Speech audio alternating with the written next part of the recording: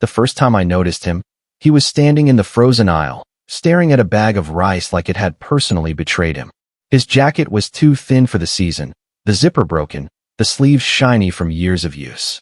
He wasn't old, not really, just worn. I only noticed because my daughter tugged my coat and whispered, "Mom, he looks sad." Children see things adults train themselves to ignore. He counted coins slowly, painfully, lining them up on the metal edge of the freezer. A quarter slipped from his fingers and rolled under the shelves. He didn't chase it. He just sighed, the kind of sigh that comes from losing too many small battles in a row. I told my daughter to grab the bread while I paid. At the register, I handed my card to the cashier and nodded toward his groceries. "Add his too." The cashier hesitated. People always do. As if kindness needs verification. "Are you sure?" I was. He realized what was happening halfway through the transaction. His eyes widened, then hardened, then softened all at once. "You don't have to do that," he said quickly. "I'll put some back." I smiled and shook my head. "Don't. It's cold out. You'll need it." He swallowed. Hard. "Thank you," he said quietly. "I'll remember this." I thought that would be the end of it. A moment. A small kindness swallowed by a long winter. I was wrong. 3 days later, I found a note taped to my door. The handwriting was rough, uneven, like someone unused to writing anything other than forms. It read, "Thank you for the groceries." I didn't know how to say it right. "I hope your daughter never knows hunger." There was no name. I folded the paper and slipped it into my coat pocket, meaning to keep it forever. At the time, I didn't know it was the beginning of a story that would tear open secrets buried under snow, pride, and a warning that would come true in ways I never imagined. Because months later, when my daughter left home, and the snow fell heavier than it ever had before, I would remember his words exactly. "When your daughter leaves, don't touch the snow in your yard." And I would wish I had listened sooner. Winter came early that year. Not politely. Not gradually. It came down hard, overnight, like the sky had lost patience. Snow buried the sidewalks, swallowed the curbs, erased the thin lines that told people where their property ended and someone else's began. The kind of snow that looks clean and quiet but hides weight underneath. The man stayed in my thoughts longer than I expected. Sometimes kindness does that. It doesn't feel heroic. It feels unfinished. My daughter would ask questions on the drive to school. Why don't people help each other more? Why was that man sad? I didn't always have answers. Adults often pretend they do. Life moved forward anyway. Work deadlines. Bills. School projects taped crookedly to the fridge. The ordinary noise of surviving. Until one afternoon, months later, when my daughter came home quiet. Too quiet. She dropped her backpack by the door and stood there, boots still on, snow melting into the mat. Her eyes were shiny. "Mom," she said, "I think I want to live with Dad for a while."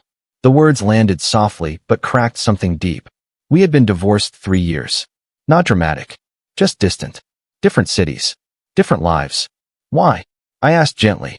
She shrugged. "He has more space. And it's closer to school next year. And I just want to try." Try.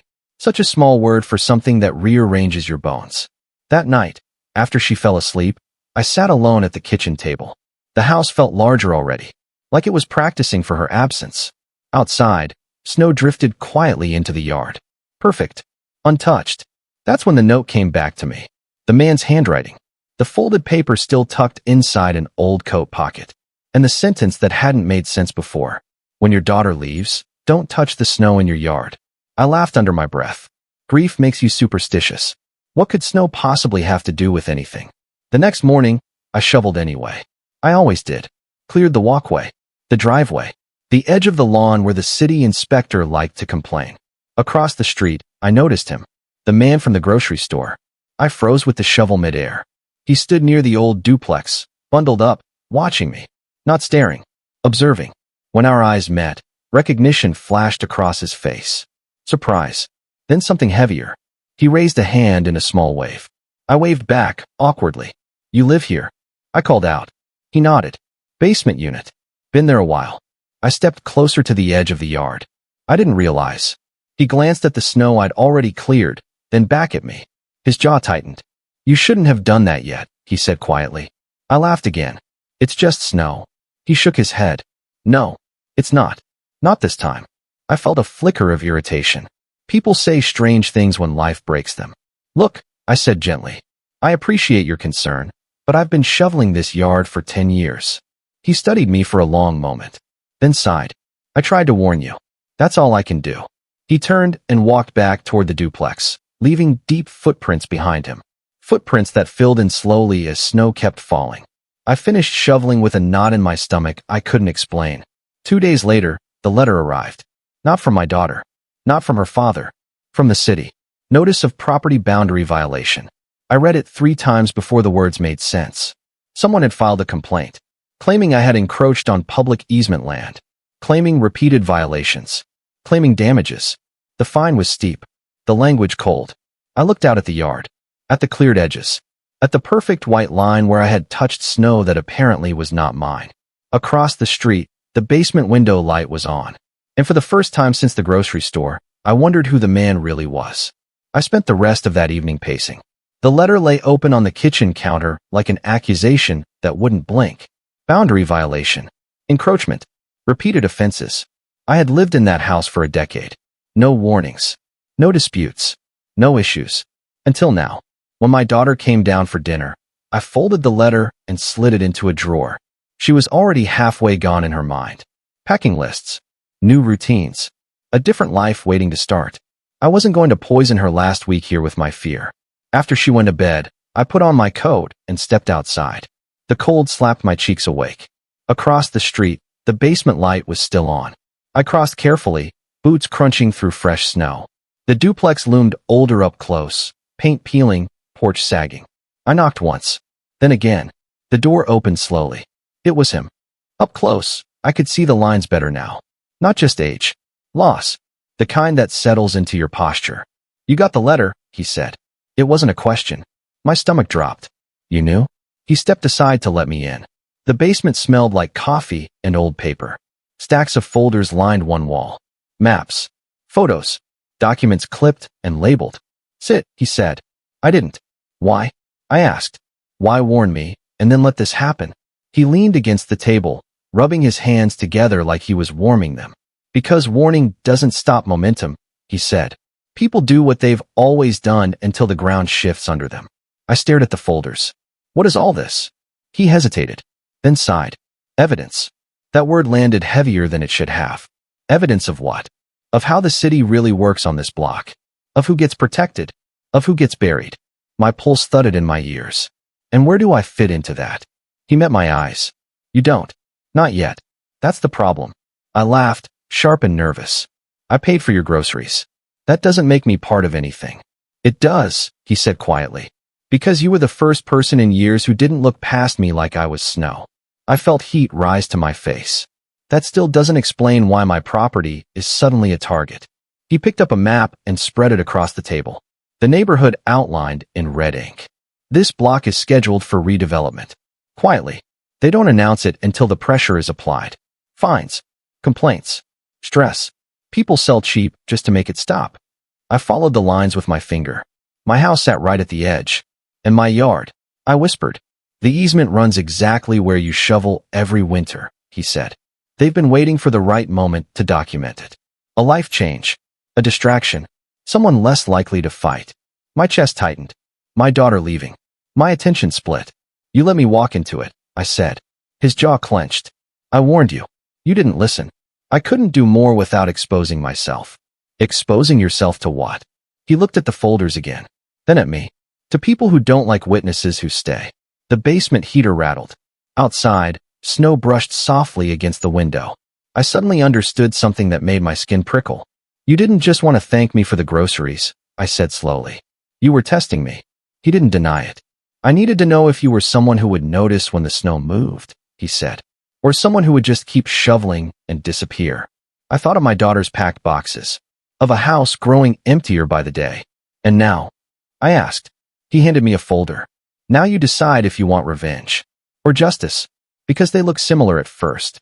But only one of them lasts. I took the folder. My hands were shaking. Outside, a plow roared past, throwing fresh snow onto the edges of my already cleared yard. And for the first time, I didn't rush to fix it. I didn't sleep that night. I sat at the kitchen table with the folder open, reading until the words blurred and then sharpening again. Maps overlapped photos. Photos overlapped emails. Emails overlapped handwritten notes. A decade of quiet pressure. A pattern disguised as coincidence. Every fine, every complaint, every sudden inspection. They followed the same curve. People hit during moments of vulnerability. A death, a divorce, a job loss, a child leaving home. I wasn't special. I was predictable. By morning, the snow outside looked different. Not beautiful. Strategic. I didn't shovel. I made coffee and waited for daylight to show me what I'd been ignoring. Across the street, the man watched from his window. Not like a guard. Like a witness. At 9 sharp, a city truck rolled slowly down the block. Not plowing. Surveying. 2 men stepped out, clipboards in hand. They took photos of my yard. Measured distances. Marked flags into the snow exactly where I used to clear without thinking. I stood on my porch, arms crossed, heart pounding. Morning, I called. They jumped slightly, surprised I was home. People don't usually stay when pressure starts. Routine inspection, ma'am, one said without meeting my eyes. Funny, I replied. I've lived here 10 years and today is the first time routine has looked like this. He cleared his throat. We've had complaints. From who? He hesitated. That information isn't public. I smiled thinly. But easement maps are. I stepped down from the porch and held out a printed copy of the exact map from the folder. The red lines. The measurements. The annotations. Both men stiffened. I'd like all future communication in writing, I said. And I'd like your supervisor CC'd. And legal. The second man frowned. That's not necessary. It is now, I said calmly. Across the street, a curtain shifted. The men left without issuing anything new. That alone told me everything. By noon, my phone rang. Unknown number. This is the city planning office, a woman said briskly. We understand you have questions. I have documentation, I replied. And counsel. Silence stretched. We can resolve this amicably, she said finally. I looked out at the snow still untouched along the yard's edge. At the place I used to erase without thought. Then put everything on the record, I said. That afternoon, my daughter came home from school humming. She talked about packing, about her new room, about excitement layered over sadness like frosting over a crack. I listened, really listened. At night, I crossed the street again. He opened the door before I knocked. You stayed, he said. I learned, I answered. He poured coffee and waited. They're going to push harder, he warned. They always do once they realize you're paying attention. Good, I said. So am I. He studied me for a long moment. Then nodded. Then we do this clean, he said. No shouting. No shortcuts. We let them bury themselves with their own paperwork. I thought of the groceries. Of that simple moment of kindness. Why me? I asked quietly. He looked tired suddenly. Because I tried to stop it alone for years, he said. And to one listen to a man in a basement until a woman with something to lose decides to stand.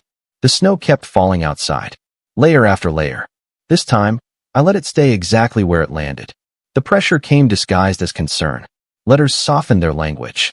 Emails arrived with smiley faces and reassurances. Meetings were suggested instead of demanded. That's how you know you've touched a nerve. I created a folder of my own. Not paper. Digital. Every call logged. Every email saved. Every conversation summarized and sent back for confirmation. The man across the street taught me how to do it properly. Dates. Times. Neutral language. No emotion. Facts only.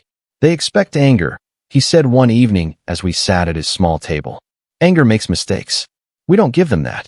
I watched him work. Methodical. Precise. Like someone who'd been burned before and learned which fires mattered. Why do you care so much? I finally asked. He didn't answer right away. He reached into a drawer and pulled out a photograph. A woman. Smiling. Standing in front of the same duplex years earlier. Snow piled neatly at her feet. My wife, he said. The photo shook slightly in his hands. They did it to her first. After she got sick. Fines. Notices. Stress. She sold undervalued just to make it stop. We moved into the basement to save money. She never saw spring again. My chest tightened. I stayed, he continued. I learned. I documented. I waited. But alone, I was just a nuisance. You changed that. I thought of my daughter's room. Half empty now. I won't let them do this again, I said. He nodded once. The retaliation escalated quickly after that. A sanitation notice. A noise complaint filed on a night the house was empty. A parking violation for a car that wasn't mine. Each time, I responded the same way. Documentation. Requests for evidence. CCS added carefully. The pattern became undeniable. Then the meeting invite arrived. Mandatory resolution session. Held at city offices. Weekday morning. Right when they assumed I'd be distracted with moving my daughter. I didn't reschedule. I prepared. The morning, she left, we hugged longer than usual. She cried. I didn't. I held it until her car disappeared down the street. The yard was buried in untouched snow. Pure. Unaltered. I locked the door and drove downtown. The conference room smelled like stale coffee and impatience. 3 officials sat across from me. No legal counsel present. We're here to help you understand your obligations, one began. I slid my folder across the table. And I'm here to understand why your obligations only apply to certain houses during certain life events, I replied. They opened it. Silence fell. Pages turned. Brows furrowed. Where did you get this? One asked sharply. Public records. And persistence. Their tone changed. They asked for a break. Through the glass wall, I saw them arguing. Pointing. Gesturing toward me like I wasn't there. When they returned, the lead official cleared his throat. It appears there may have been inconsistencies in enforcement, he said carefully. I leaned back. I agree. And inconsistencies tend to interest journalists. And lawyers. And auditors. The word auditors landed hard. They offered a settlement. No fines. No further inspections. A polite request to move forward cooperatively. I smiled. Put it in writing, I said. And include a clause preventing retaliation. They did. When I stepped outside, snow began falling again. Soft. Quiet. Across the street that evening, the man waited. You won, he said. I shook my head. We paused them. That's not the same thing. He smiled for the first time since I'd known him. It's a start. I looked at my yard, at the snow untouched, and understood the truth of his warning at last. Some things aren't meant to be cleared away. The block changed after that. Not suddenly. Not loudly. But the way ice changes when the temperature lifts by a single degree. People lingered longer on their porches. Windows stayed open a little wider. Questions started traveling from house to house like whispers learning how to walk. Did they really back off? How did you do it? Can they do that to any of us? I answered carefully. Truthfully. I didn't give speeches. I shared documents. I showed dates. I showed patterns. Fear hates clarity. Across the street, the man kept his distance now. Not out of coldness. Out of respect. He'd given me the map. The rest had to be mine. Then the first neighbor knocked. An older woman 2 doors down.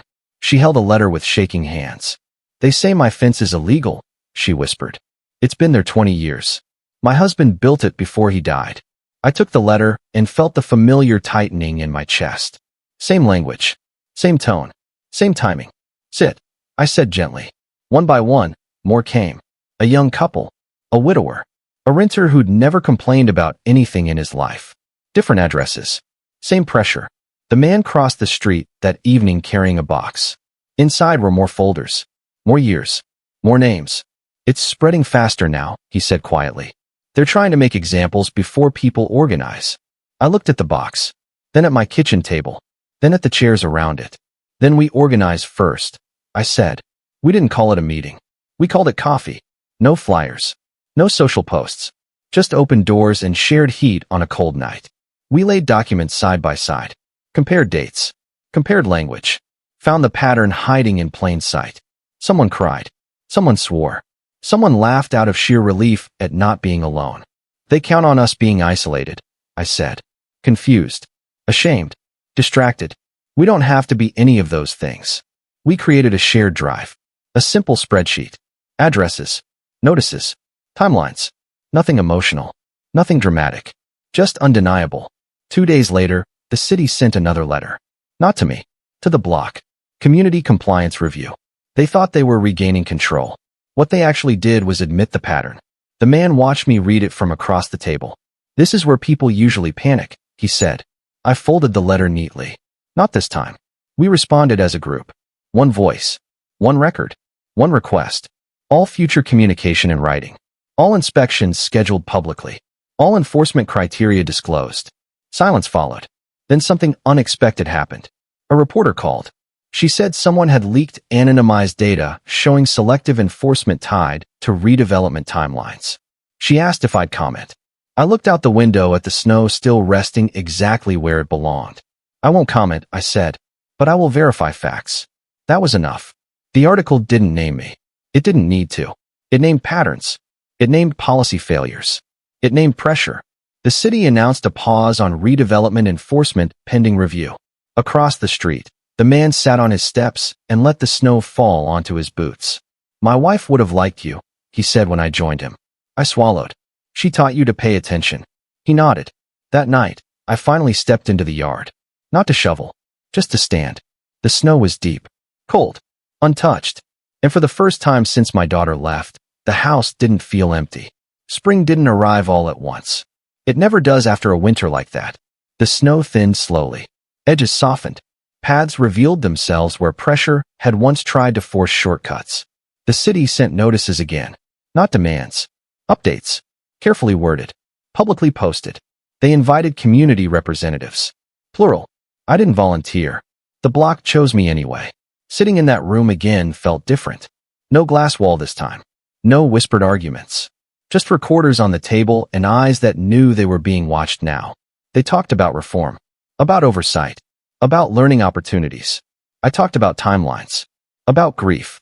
About how easily power finds cracks in people who are already carrying too much. No one interrupted. After the meeting, the man waited outside like he always had. Hands in pockets. Quiet. It's over, he said. I shook my head gently. No. It's exposed. That's better. He smiled at that. A month later, the first real thaw came. I took a shovel out of the shed for the first time all season. Not because I was afraid. Because I chose to. Across the street, he watched and nodded once. When I finished, the edge of the yard looked clean. Defined. Mine. My daughter called that night. She said she felt lighter at school.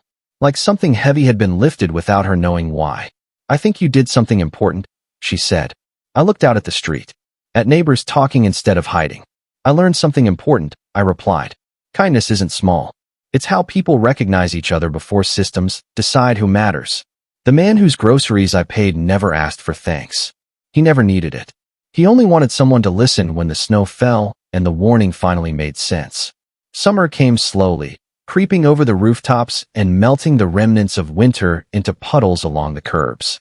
The neighborhood was quieter now, but in a way that felt alive. People lingered in their yards. They waved at one another without hesitation. They asked questions and offered help, sometimes before anyone even needed it. I didn't realize how much had changed until I walked down the street one evening. A young couple was measuring their yard, laughing as they compared notes with an older neighbor. A widow 2 doors down planted flowers along the sidewalk she had feared touching before. Everyone moved differently now. Freer. The man watched me from his basement window again. When I waved, he nodded and disappeared inside, leaving the curtains open to the last light of the day. It struck me then that the groceries had been the first domino. A simple act that reminded someone still paid attention. And attention matters more than money, more than rules, more than fear. Letters still arrived occasionally. Questions. Notices. Requests for clarification. I responded calmly. Factually. Publicly when required. Every response recorded, every document saved. Other neighbors began to follow suit. They didn't need me to tell them how. They just did it. Slowly. Carefully. Like the snow finally letting go of the earth, layer by layer. One evening, as the sun dipped behind the rooftops, the man finally opened his door and stepped out. Hands in his pockets. Shoulders straighter than I had ever seen. You've done well, he said quietly. More than I expected. I shook my head. We did it together. He smiled. The kind of smile that doesn't demand recognition. That doesn't seek gratitude. That simply exists because it's earned.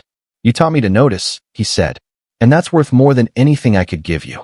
I looked at my yard, the untouched snow of the past replaced now by green grass, flowers, and carefully measured pathways. It felt alive. Intentional. Safe.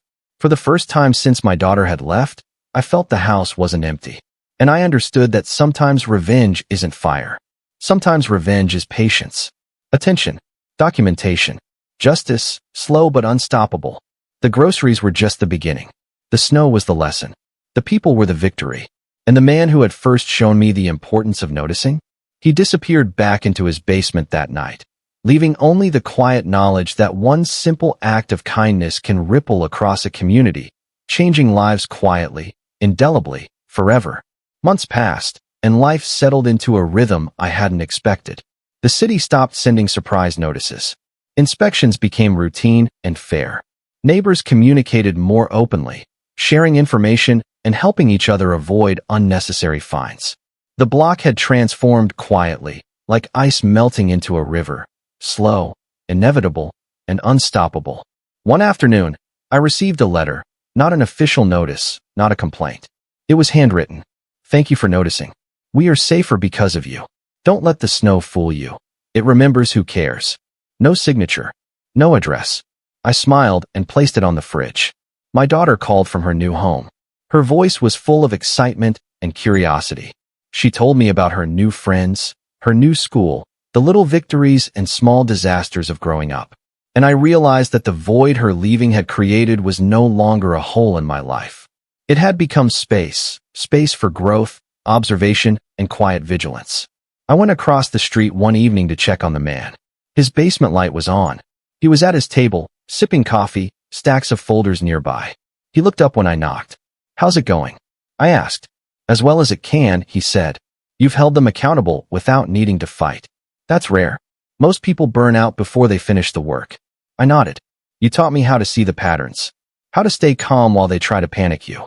How to make the record your ally. He leaned back. And now others are learning the same lessons. That's the real change. You didn't just save yourself or your yard. You helped the block survive. For the first time, I truly understood the weight of small kindnesses, attention, and patience.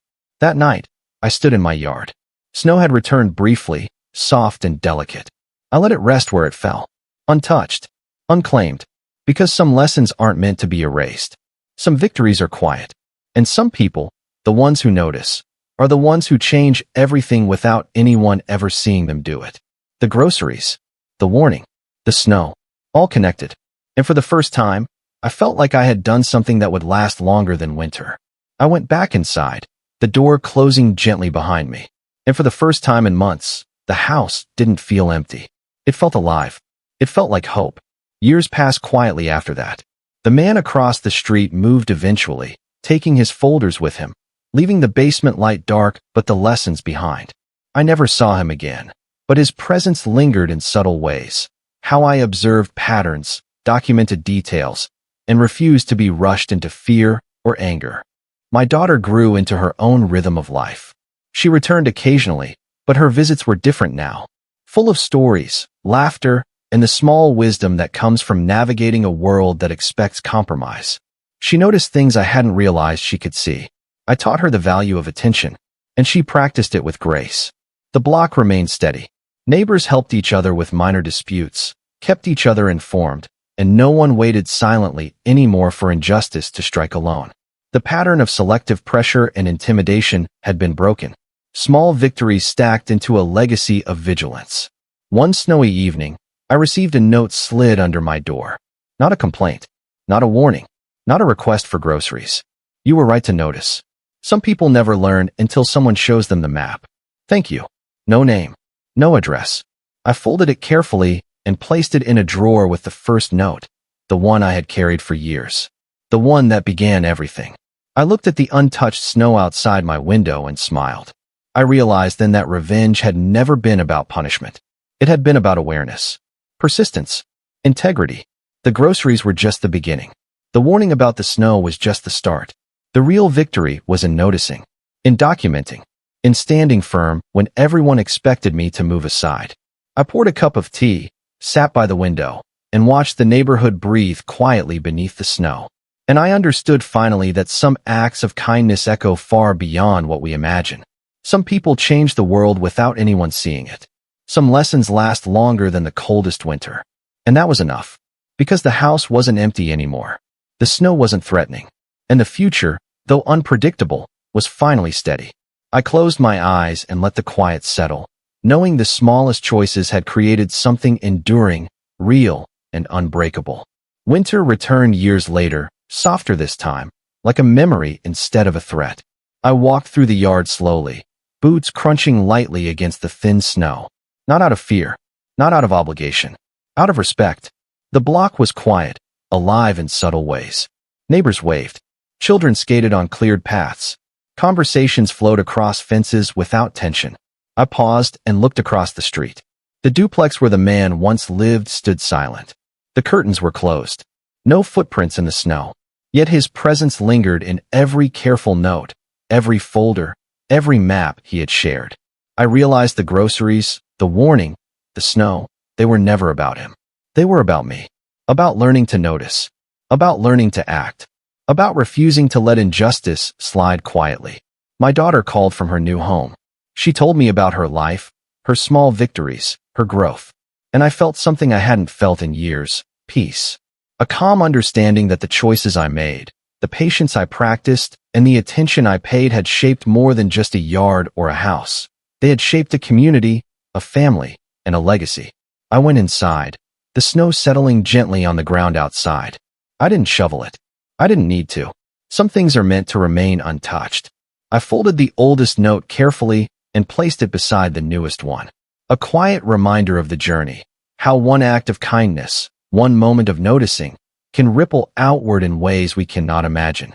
And in the silence, I finally understood, revenge isn't always fire. Sometimes revenge is patience. Sometimes it's justice quietly earned. Sometimes it's leaving the snow exactly where it falls. The house felt alive again. The street felt alive again. And I, at last, felt like I belonged to a world that noticed. Because the real victory wasn't my daughter coming home. It wasn't fines avoided. It wasn't even the city backing down. The victory was enduring. It was subtle. It was mine, and it was real. The snow would fall again. I would leave it untouched. And that, finally, was enough.